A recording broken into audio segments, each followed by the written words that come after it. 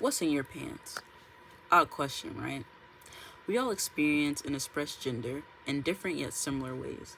My name is Devin, and as a trans man, I've noticed firsthand how gender is completely misunderstood. Many believe that our identity is solely based on what we're assigned at birth, or as some say, what's in our pants. But that isn't true. Gender is complex, and while gender identity, gender expression, and biological sex may seem related, they all have key differences. And understanding those key differences will help us appreciate the diversity of the human experiences. I will break down the differences between gender identity, biological sex, and gender expression to help foster a more inclusive and respectful society. We're going to start off with biological sex. Biological sex is what we're assigned at birth.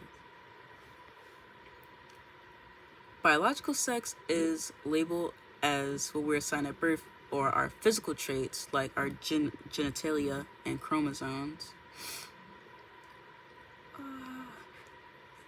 Traditionally, we categorize people as male, female, but that isn't always accurate. Some people are born intersex, meaning that they are born with physical characteristics that don't fit male or female. So their genitalia, they can have both or mix up. While biological sex is the sex that we're assigned at birth, it does not determine a person's gender identity. This idea that biology alone defines gender is an oversimplification of human diversity. Oh, goodness. While biological sex is based on physical traits, gender identity is something entirely different. It's how we see ourselves. Who we are on the inside is what dictates gender identity. Unlike biological sex, gender identity is an internal and deeply held sense of self. People perceive themselves and what they call themselves, whether male or female, or a blend of both, or neither. It is personal and cannot be determined by any external factors. People outside of you cannot tell you who you are. There are different gender identities, but the main three are cisgender, and that's people who identify with the gender they were given at birth.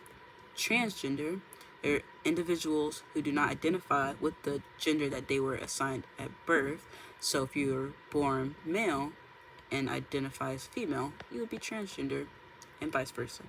And non-binary are individuals who exist outside of the male-female binary. So you could be in between that or completely outside of male and female.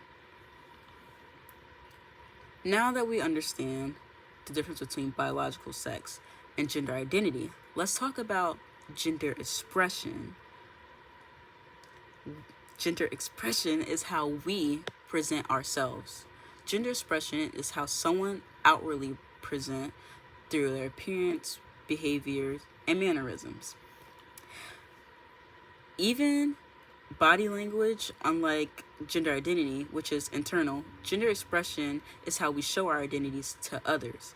So that can often get mixed up with gender identity, because some people feel that just because they see a feminine man that they would think, oh, that's probably a woman, but really that's just how they express themselves to the broader audience, I would say.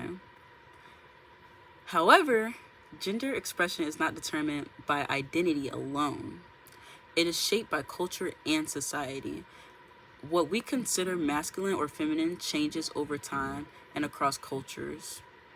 For example, high heels were originally designed for men, and pink was a boy's color, and also purple for kings. People can express themselves however they choose, regardless of how they identify. A cisgender man might wear makeup or dresses, skirts, high heels, bras, you name it, but that doesn't make him transgender. A cisgender woman might wear a suit, tie, slacks, loafers, but that doesn't make her a man.